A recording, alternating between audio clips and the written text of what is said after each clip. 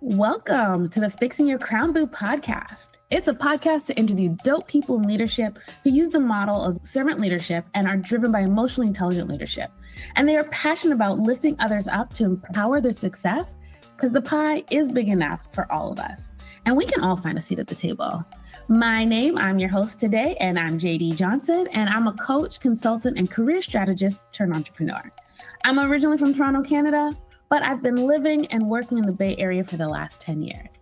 I have over 20 years of experience in a variety of industries, including manufacturing, telecommunications, customer experience, retail, CPG, and technology. And I spent the last 8 years as a consultant, and that's with expertise in project and program management, as well as a dash of change management. In my consulting career, that's where I really discovered a passion for leadership development and emotionally intelligent driven leadership frameworks and styles.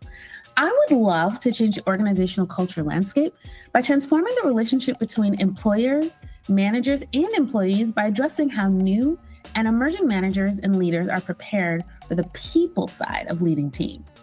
Today, I have with me an award-winning executive coach and Black woman-owned business owner. And she has 2 decades of experience to help leaders excel in their careers, build assurance, and achieve personal and professional fulfillment. Her expertise includes strategic hires, corporate training, workshops, and executive coaching. And she's aided global companies in recruiting and retaining top talent. Her role is to assist corporations in developing talent, enhancing succession planning, and integrating life and career coaching to unlock individuals' potentials. Her approach empowers women with self-advocacy, assertiveness, and negotiation skills. This is paving the way for their advancement.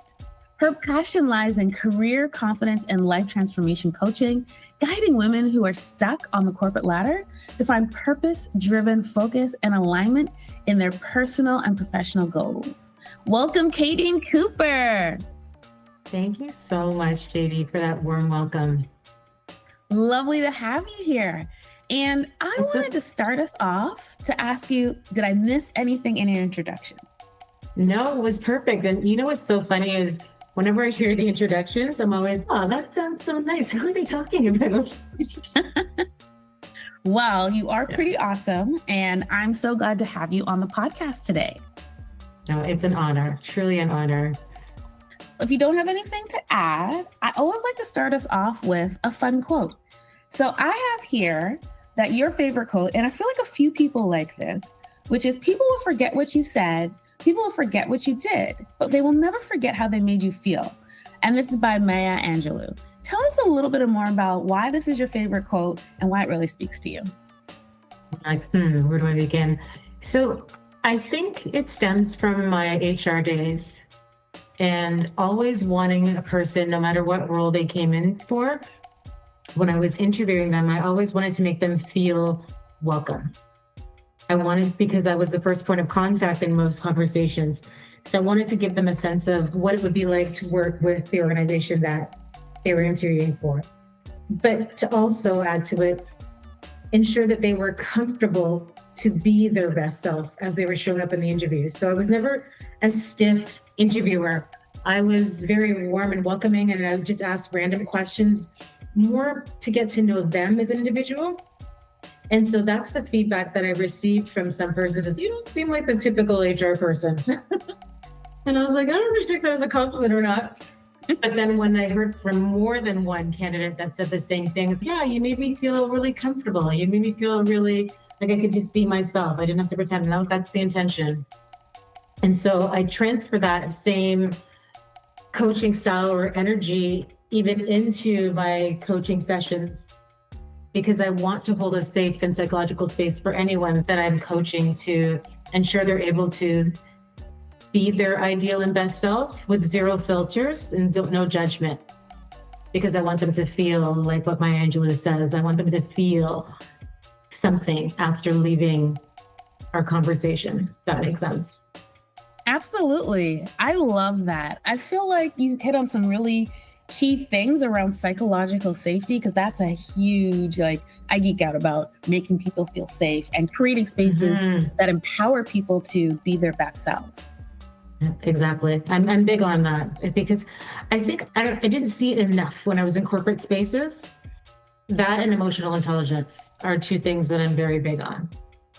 Oh, yes. I know you and I have had conversations around how important emotional intelligence is and how does it really not only create spaces for people to be their best, it also allows leaders to truly shine and really dig deep into who their people are and how they want their people to show up. Well, Maya Angelou was a font of wisdom and she always had some of the best sayings. So I'm just going to keep us moving. And I'm going to start us off with, what was one of your most defining moments in your career? Defining moments. I would say realizing that collecting titles wasn't the same as stepping into my true self-leadership. Because I had allowed every rule or everything that I thought was right to climbing the corporate ladder and then still feeling unseen. So the moment of truth for me was when I stopped waiting for permission and started leading from alignment within myself. And that taught me kind of like, that's when the career shift moment happened for me, because I realized that I didn't have to wait for someone else to promote me or tap me on the shoulder, you know? So I always felt like I was striving for that promotion and climbing that corporate ladder and doing all the things, almost backflips and still not being seen. And then I was just like, you know what? This isn't serving me anymore. And so went on my own personal development journey. And I think that was a defining moment for me. Oh, that is so awesome. I am curious though, where were you at your point of your career when you had this moment? I was a senior talent manager and working for a corporate organization, Fortune 500 company. And in 3 years, I had gone through, I think about 3 or 4 managers. And so constantly having to prove myself for each of those managers. And just got tired of it. I was like, this is enough. I can't do this anymore. And it's funny because when I went into that company, initially, I was like, oh my gosh, I'm going to retire here. This is it. Company was great. Culture was great. But then things shifted. And that's when I started my personal development, because I was like, why does this not feel right anymore? So when, you get that question asked, what is it that you like about working for X, Y, and Z? And I had to look at the 7 key behaviors and I was just like, doesn't align anymore. And I didn't want to be responsible for injecting talent into an organization that I didn't feel aligned to.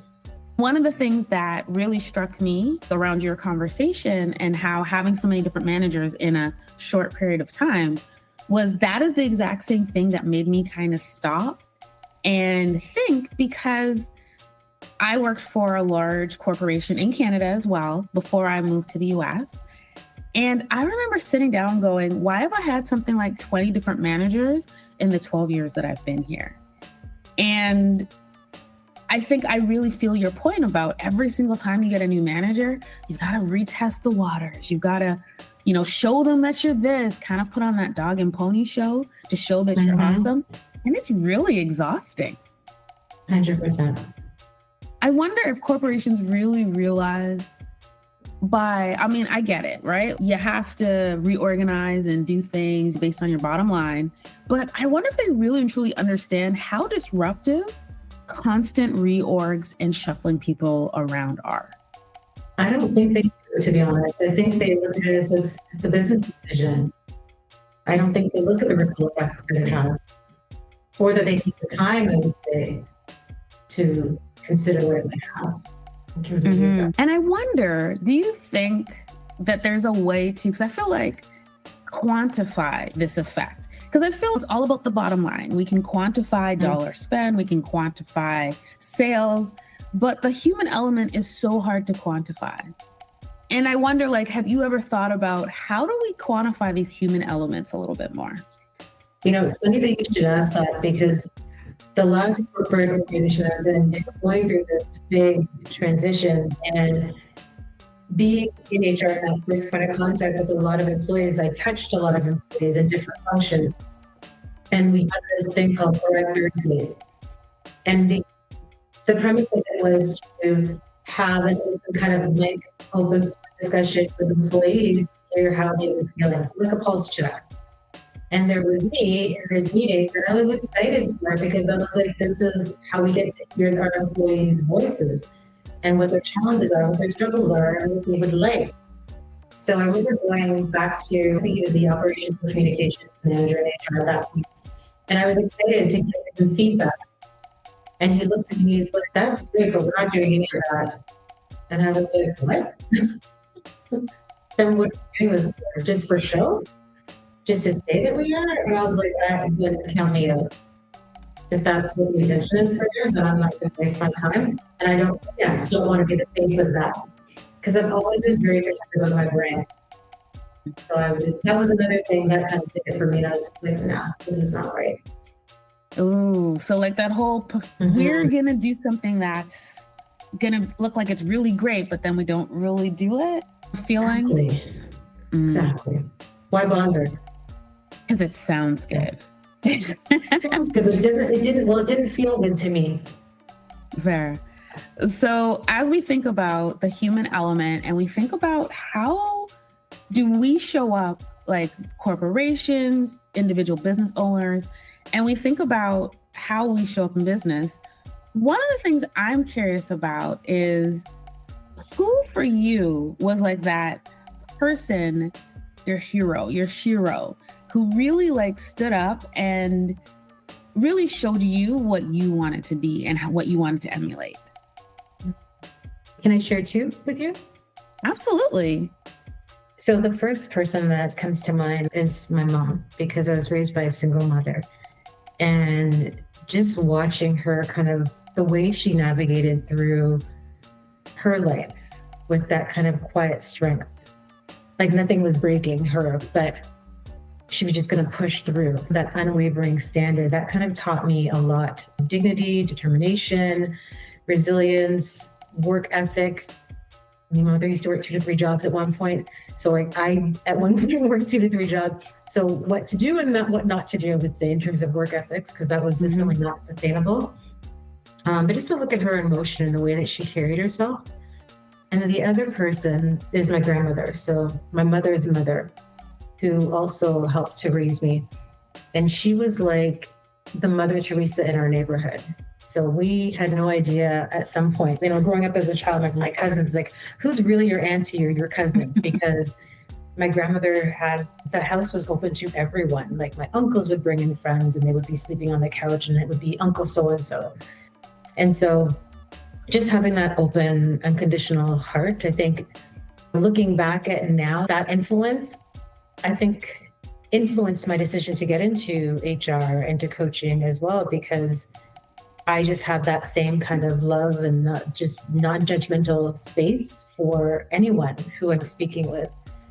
And so I look up to them even to this day, because my grandmother's now passed away, but my mom still, and just her strength and her determination I have no idea how she's done it all these years to get through everything, and also being an only child for my mom.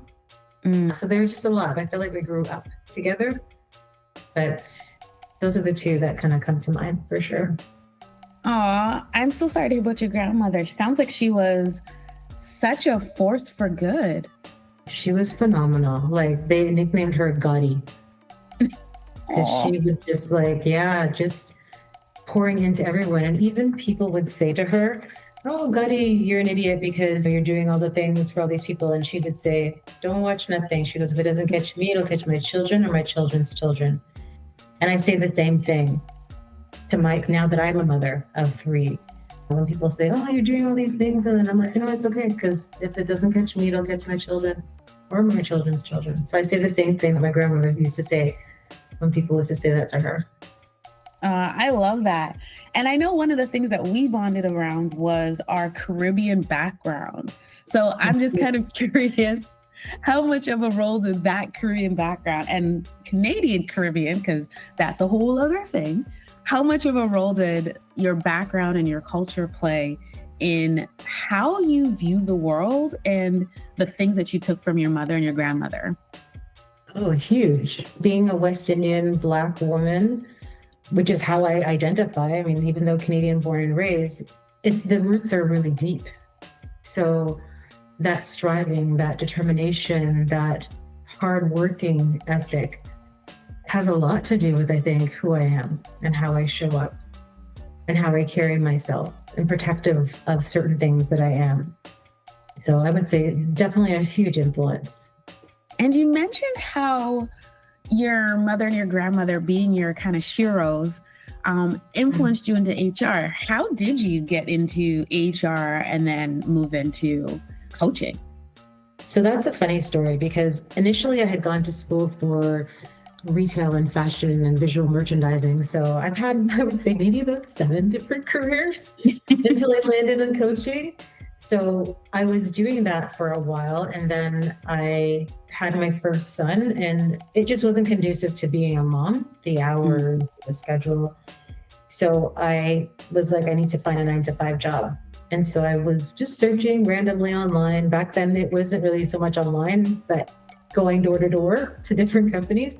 But I think I found this opportunity online. I was like, I don't check all the boxes. I'm not gonna, probably won't be qualified, but I'm gonna apply anyways. Because at that point I had a lot of retail experience. Even though it was in management, it was still retail.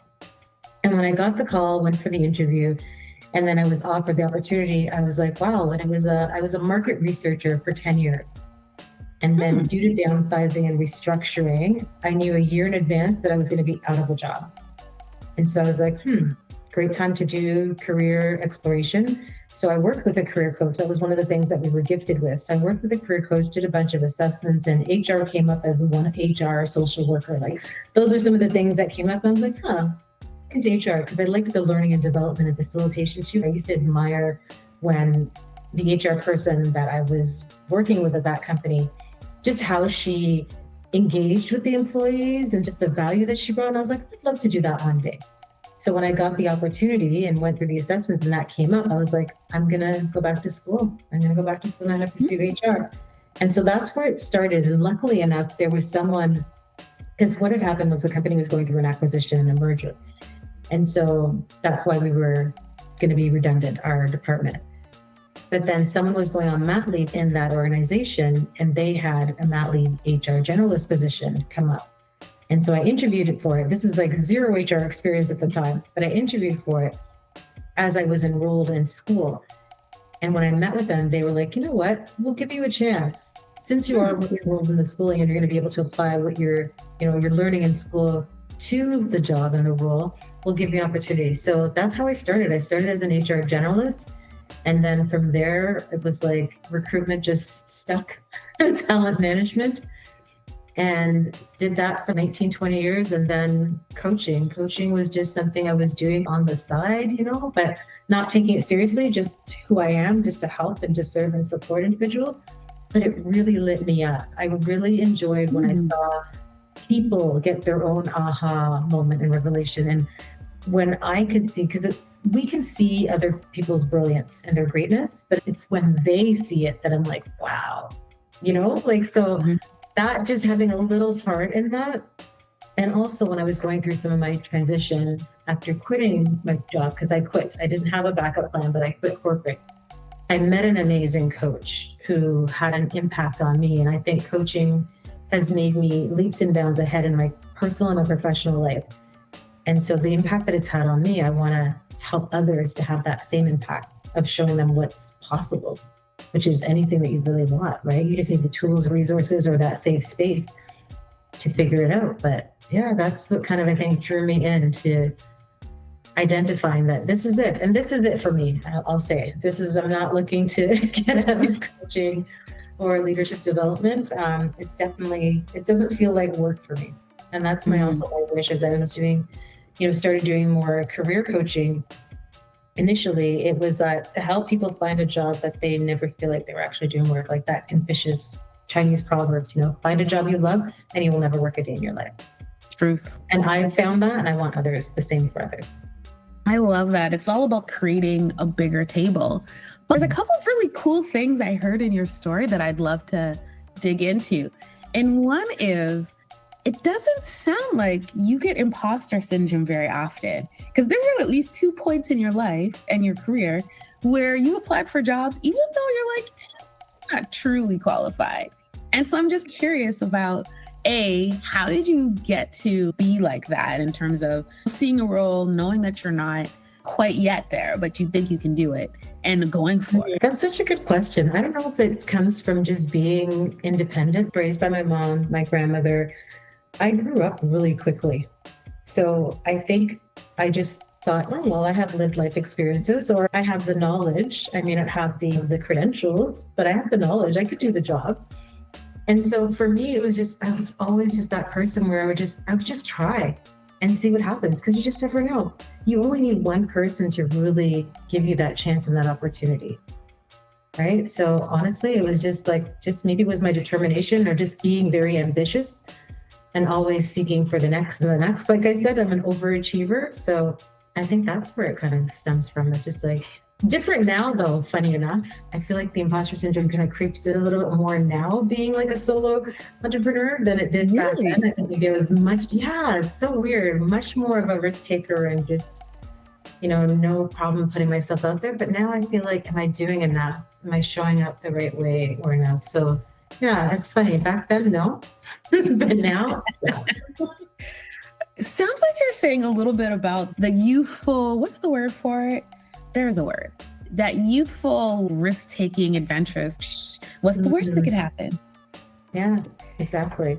But what I will say is I find myself kind of leaning back into that, because very risk averse still, I would say. But I find myself leaning back into that what's the worst that can happen? What's possible? And during even the pandemic, my eldest son and I, as I was in this transition of what do I want to do? What's my brand? What do I stand for? We came up with this term, create every opportunity. And that's what CEO means. I had to, because he's like, Mom, that's what you're doing. You're creating opportunities. And I was like, that's CEO. So I talk a lot about self-leadership and owning your career and not waiting, because that was me waiting for that tap on the shoulder. But then as an entrepreneur, there's no real waiting. You have to go out there and get what's yours, make your own table, create your own table. So create every opportunity is something that I encourage all my clients to do. It's like, if you could be, do, and have anything, if I could wave a magic wand, what would it be? And then once it's clear to them, it's like, okay, then let's figure out how we're going to get there. Right? Just a strategy, but you can create what you want. You just need the right tools, resources, strategy, and support to make it happen, and the grit and the resilience, but anything is possible. I truly believe that. Ooh, I love that. And I think you hit on something really interesting for me, at least, which is, how do you create opportunities? And the source of it, like, to me, what I heard from you was, you really have to dig into what are your values, what are your dreams, what are your goals, understanding what and why you want to do what it is you want to do. Such a great question. And it's honestly one of my favorite things to start with clients at is their goals and their foundations. And I always share my 5 F's, because mine are 5 F's, my core values. And it's faith, family, fun, freedom, and flexibility. And it's so important because it's your anchor, right? The foundation of when you say yes to something, it's truly a yes. And when you say no, there's no FOMO or fear of missing out because it doesn't align with you, right? So I give you an example. When I quit corporate, I would say maybe about a month, if even that, I got a little bit cold feet and I was like, what did I just do? Like, I've got responsibilities. I knew I would be okay for at least 3 months, right? I'd set myself up that I could take the time off and to just figure myself out and reground. But I got cold feet, and I remember calling my coach, and he was like, Kadine, I'm going to call BS. He goes, as your coach, I can't tell you what to do. He goes, but I guarantee you, if you go all in on this and you invest in yourself, he's like, there's no way that you can fail. And so I remember I had an offer, even a full-time offer, to go back into an agency role. And he goes, you can take it. He goes, but I guarantee you about 2-3 months in, you'll be right back here telling me you're feeling unhappy, you're feeling stuck, and you're not feeling fulfilled. And he's like, think about it for 24 hours. I thought about it, honestly, JD, I think for like 10 minutes. And I was like, he's right.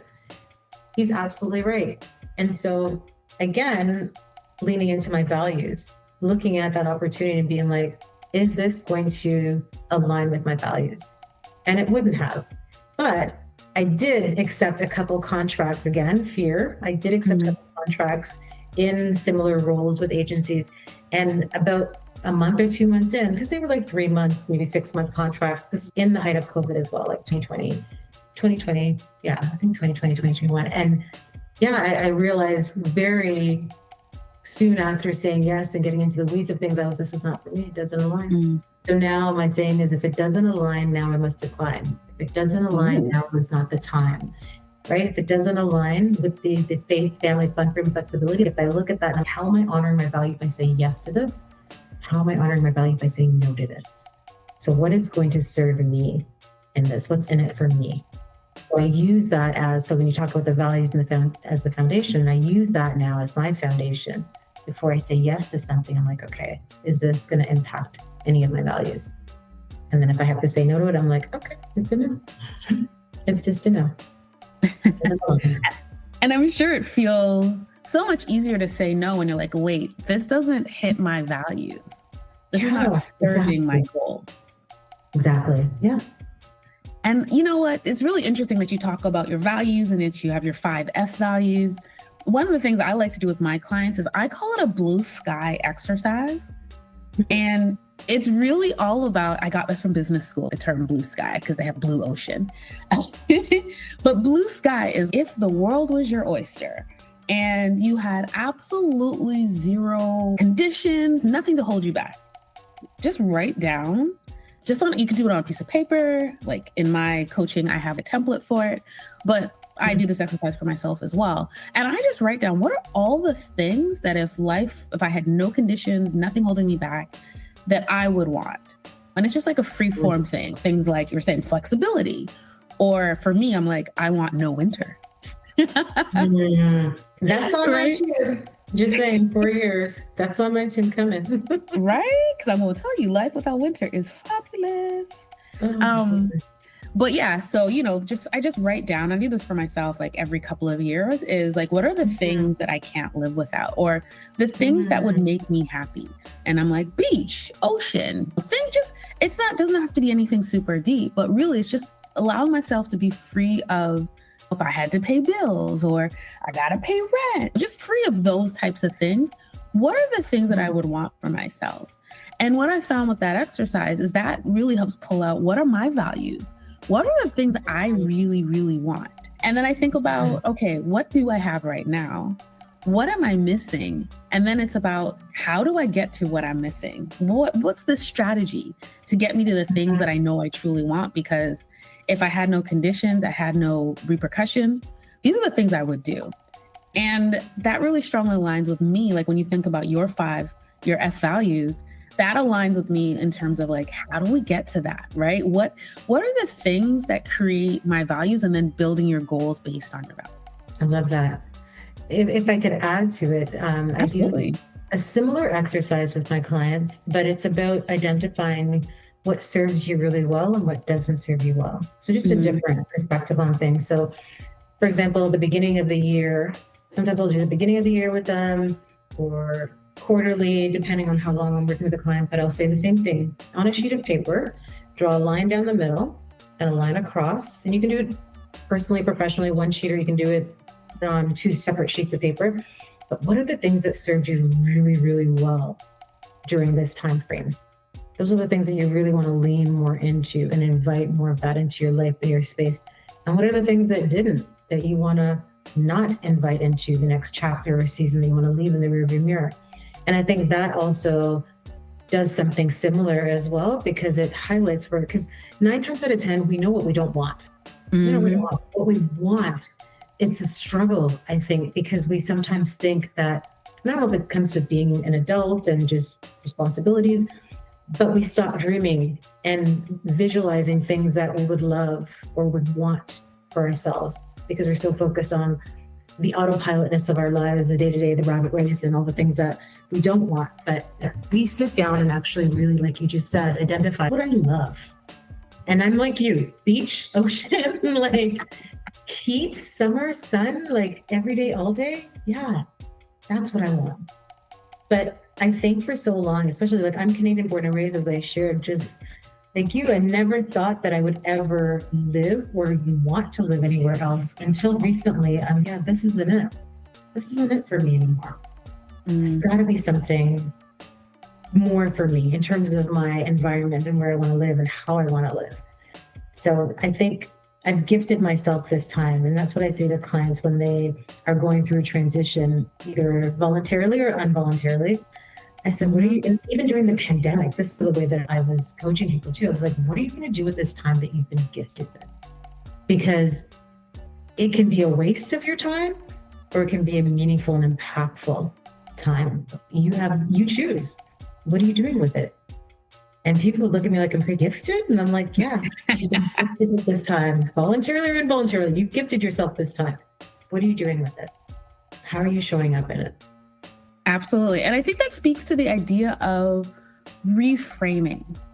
You know, I'm a firm believer that some things just are what they are, but sometimes there are points in our lives where sometimes we do have to reframe something, you know, instead of it being something that happened to you, maybe it's something that happened for you, or something that has, as you said, gifted you time, right? You might not have been the time that you wanted, because as someone who's lost their job 4 times in their career, it never feels good for it to not be on your schedule and to not be when you want it.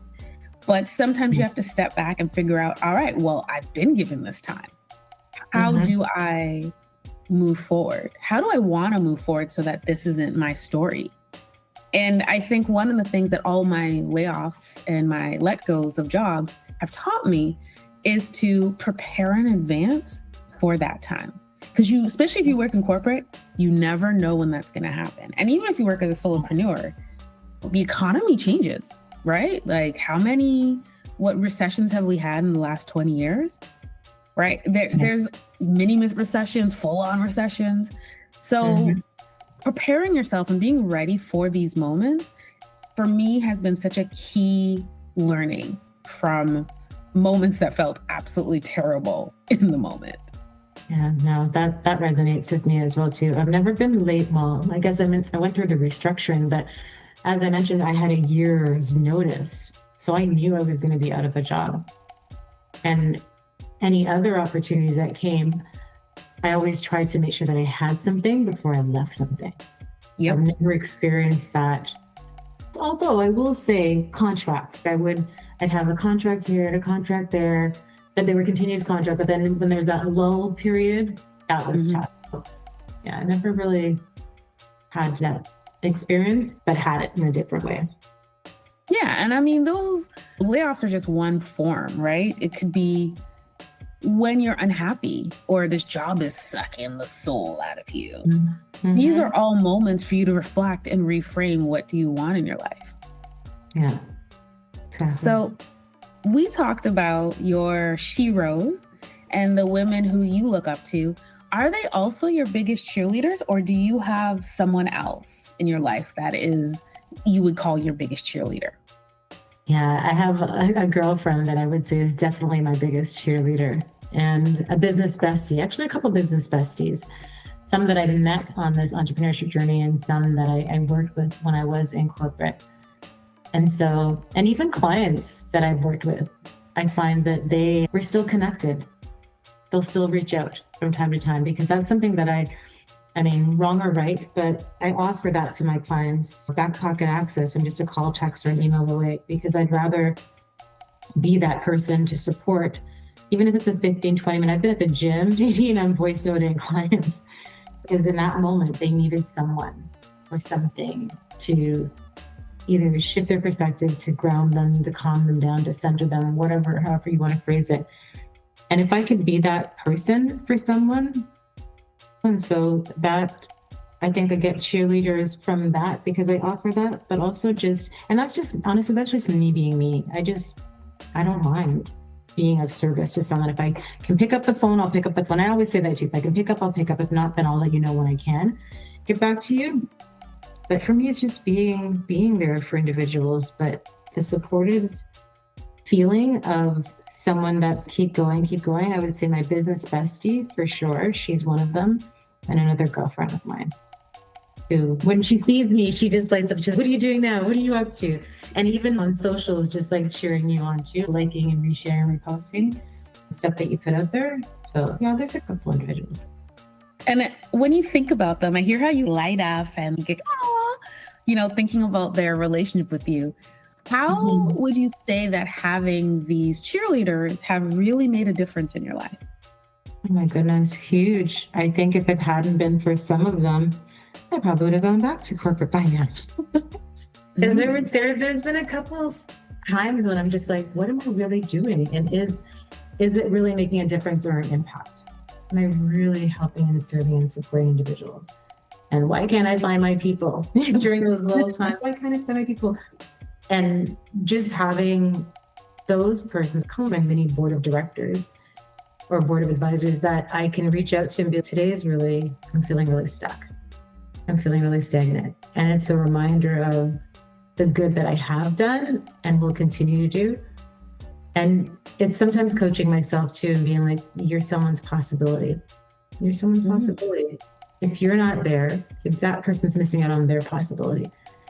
So that kind of motivates me, pushes me, and encourages me to keep going, even when the times get tough, just to keep going.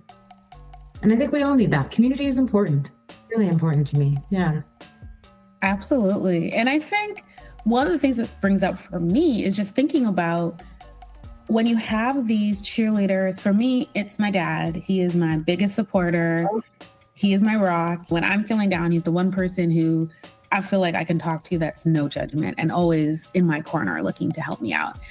And I'm just kind of curious, as you think about how these people have helped, have you helped yourself in terms of managing your own growth trajectory? You've had a couple of different career changes, retail, marketing, now HR, now you see solopreneur. How have you actually managed your growth? I would say through intentional reflection, some structured development, but just being very intentional, coaching, learning programs, mentorship. I meditate. I'm very spiritual, so meditation to recalibrate, which is what I've been doing for the last couple of weeks because I facilitated a masterclass because I'm someone that goes all in. I don't know how to half stuff or half do something. So if I'm going to do it, I'm going to do it. I'm going to do it hard. I'm going to do it well. And so I facilitated a masterclass a couple weeks ago and legit had to take 2 weeks to just be okay, now what? I'm intentional about planning my next move or my next offer, right? It's not just like a whim for me. So it's many things. And it's having all these things in my toolkit as well that helps, right? So the being still, the journaling, the board of advisors, it's all of it. The events that I attend that kind of re-energizes me and kind of helps me to recalibrate. And then going back to just checking in with my values so often just to make sure that the direction that I'm intending to go into, it's still gonna really fuel me and feels true to who I am. Oh, you said something that just reminded me. I don't remember where I heard this, but it's something that has always kind of stayed with me. And it's the idea of your North Star. And it's this whole thing where, for you, your values, is this serving you? Is this not serving you? These are North Stars that when things are cloudy, when things are crazy, you can look at your North Star and be like, am I aligned and pointing towards my North Star? And then that gives you purpose and strength to realign if you need to, or just take time to enjoy where you're at. Love that. There's another kind of modality, if you want to call it that I leverage myself, but also with my clients is a moment mantra. So something that you can say to yourself or look at, because I always tell them, write it down, put it on a sticky note, put it in common areas or areas that you frequent. And it's something that you can say to yourself to kind of shift you back into perspective or back into your North Star or your compass. And for me, it's usually, sometimes it has to do with my kids. It's Kadine, and I always say my name first just to kind of anchor my grounding. And it's Kadine, control what you can control and let it go. Control what you can control and let it go. And I'll say it to myself 3 times. And usually by the time I get to the 3rd, control what you can control and let it go. Okay, what can I control here? And then I have scriptures as well. There's a bunch of different things, but that I think is one of the tools that helps me to kind of realign with my North Star, you said, or my internal compass. Oh, yeah. And I think I love that what you said is that's also a huge thing for me, which is the control. What can you control? I love this, like, I don't know where it comes from. I'm terrible at that. But there's that thing about what you can control, what's within your sphere of control. It's like an image, and what's out of your control. And that has always been something I love to look at because it reminds me we can only really control ourselves. And part of my coaching is all about being accountable for yourself, being accountable for your emotions, for your perceptions, how you regulate yourself. At the end of the day, the number one and only person you can truly have control over is yourself. And reminding yourself what is actually within your control, I feel is so powerful. 100%. I agree. Self-regulation, self-leadership, like all of that. And exactly what you said, you can only control you. And the first place you really need to start is controlling yourself and leading yourself, right? Because if you're not able to lead yourself or control yourself or regulate yourself, how do you effectively lead others? Exactly. You can't. You can't. Nope. And that's why emotional intelligence is so important. Like, how well do you know yourself? How well can you self-regulate? So I agree. I agree with you. Absolutely. And I have someone that I know, I'm always asking her this question. I love her to bits, such a sweetheart. But she'll sometimes be like, what if I do this? What if I do that? What if I do that? And I'm just like, okay, but what is your end goal for any of this? What is your end goal in life? And just going back to leading yourself is really and truly a piece of that, is reframing and that bringing it back to, okay, these are all fabulous and wonderful and possible things to do. But which of these things will truly move the needle for you? Which of these things will truly move you towards your goals or make your goals possible? And I feel that's a piece that sometimes we miss. 100%. And that's why the Goals to Greatness Masterclass that I facilitated, that was the exact premise that I used. So sometimes I'll have individuals, because I've facilitated a couple of times, I'll have individuals, I'm like, okay, bring your top 5 goals. And everybody comes and they're excited. They're like, okay, we're going to figure out our top 5 goals. And I'm like, now pick one. Because that one is your priority goal. Because we think we can multitask and do all the things and touch here and touch there. But what if you were to go all in, focus on that one goal, chunk it down and break down the steps that you need to achieve the goal? How wonderful would it be to be like, okay, I actually did it. I focused on it and I achieved it. Amazing. Now I can move on to the next thing. And sometimes those other small goals or other goals are linked to that one goal. But if you could really choose one priority goal from now until the end of December 31st and achieve that goal and say, I actually said I was going to do it and I did it. Good. And feel proud of yourself and use that same strategy or methodology, whatever worked for you to take the inspired action, and just rinse and repeat. Now I can achieve the next goal, right? And it's something that I'm trying to work with my eldest son, because he's the only one out of the 3 boys that will let mommy somewhat coach him. Softly coaching. So he's like a sideline parent now. He's 27. So it's different, our relationship now. And so we have these regular meetings. We had a lot of time, especially during the pandemic, but now we have these regular kind of touch point meetings. And it's just, how are you doing? What do you really want for yourself, your future? You're working here at X, Y, and Z, but do you really want that? And if not that, then what?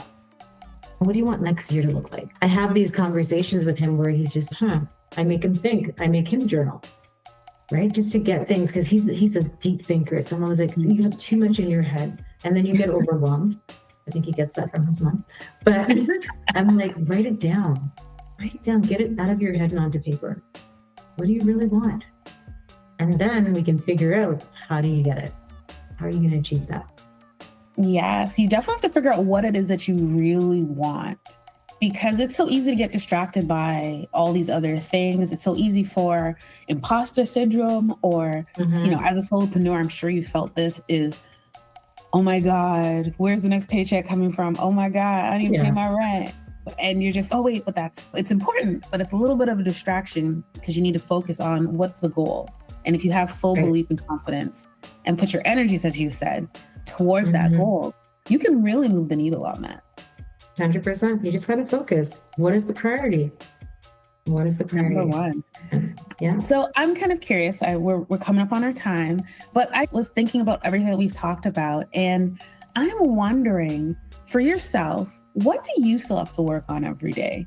You've had this incredible career, have many different acts to it, and as a coach, you're constantly helping other people move towards their goals. But what do you have to still work on every day? Myself. I feel like as the way that I made up, and I was sharing with you about my grandmother just being that giver, self-care is something that gets neglected for me. So that's something that I know I definitely have to work on, is sustaining that calm kind of high pressure season. I'm a high achiever, right? Just by nature. So I consciously try to work on being intentional to slow down and not to rush decisions. And remember that I coach on aligned leadership. It's not built with a sense of urgency, but just being more intentional. So it's me really working on me, slowing down, doing more self-care. And I'm not talking about hair done, nails done type of thing, but actually things that are really going to fill me up. No, absolutely. And it's, something you said reminded me. I've worked with a lot of technology companies. And if you know anything about technology companies, especially high tech, they like to move fast, right? Like they money that they've got to make returns on. And so they're constantly trying to spin and do growth. And I was a consultant for a company. And I remember I think it was the legal head. And he said, you know what? I know we want to do all these things. And we have all these things that we feel like need to happen now. But sometimes we need to slow down first in order to move fast later. And that just really stuck with me. That idea that sometimes moving fast, you just trip over your feet because your feet are moving so fast, like Roadrunner, that you're going so fast and you can't see what's really happening around you. And you might miss that cliff that you fall off of. So sometimes you really need to slow down to map your path to actually move fast in the future. Yeah, I agree. And I'm learning that. I would say I still sometimes feel I operate in the corporate mindset of the go, the hustle. But I'm learning that it's okay to pause. It's okay to not be on socials every day or every week to have something out there. It's okay. Being gentle with myself. I'm trying. Ooh, being gentle. I like that. All right. Well, we're close to the end. And so I'm curious, do you have any last words for the audience, any words of wisdom or anything that we didn't talk about that you'd like to share? The only thing that's coming up for me is just to follow your dreams and your passion and go back to just the basics of what would you love? If you could be, do, and have anything, what would it be? Like zero filter, to just sit with yourself. So I love the example that you gave with the blue sky, just to sit with yourself once in a while and realign and be like, am I still honoring me and my values? And if not, why not? So just some serious, deep self-reflection. I think if more people were to do that, our world would be so much different. I agree. I think we get so caught up in, let's be real, money does make the world move a little smoother, and it is important to actually live in this world. Let's not pretend that it doesn't have importance, but sometimes I think we give it over importance and we forget about, sometimes fulfillment is more important. Yes. Yeah. Sometimes it's really about doing what fills your cup, because what happens when you're not doing things that fill your cup? And that could be work. Maybe work is the thing that you're spending the money with, but what do you do after work, right? Then you just end up miserable. You're just spending that time when you're not at work, or maybe even when you are at work, just feeling miserable and down. And that's one of the quickest energy drains if you're not doing things that fill your cup and fulfill you. And life is so short. Life is short and it's precious. And time is the ultimate currency, right? You can't get it back. Oh, yes. You can't get it back, right? So it's important now. I don't know, because as I'm getting older, but it's just important for me now. I'm very mindful even of my time, how I'm spending it, who I'm spending it with. Yeah, and just how I'm showing up. Absolutely. All right. So I do want to give you an opportunity to tell the audience where we can find you. Absolutely. So I'm on LinkedIn. That's predominantly the playground or social media platform that I'm on. So just as Kadine Cooper. Also on IG as career coach _K, and trying to make some more appearances on TikTok as well as career coach K. All right. So you heard it. Kadine Cooper, career coach K. That's where you can find her. Thank you so much, Kadine, for being on this podcast. It's been wonderful. I know we just met recently, but I feel like every conversation we have is so deep and has so many layers to it. So thank you so much for letting me bask in your Kadine-ness. Folks who are listening, look out for the next episode and when Kadine episodes drops. Thank you so much for listening to the Fixin Your Crown Boo podcast, because we're all about helping you make your own table. If they won't give you a seat at the table, we're going to help you figure out how to make your own table and share that table with the people that are worth being at your table.